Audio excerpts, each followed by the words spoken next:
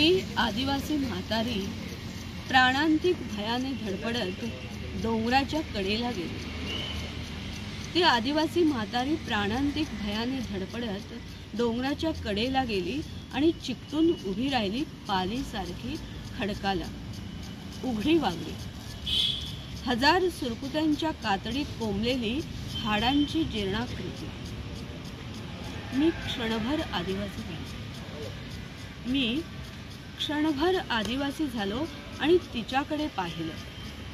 अहो आश्चर्य, तिच्या एका थानाच्या गाठोडीवरून लोंबत होतं आपलं पार्लमेंट।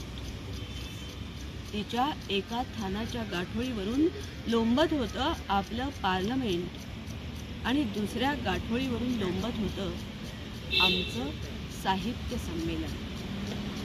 आश्चर्य। कुसुमाग्रज। थँक्यू।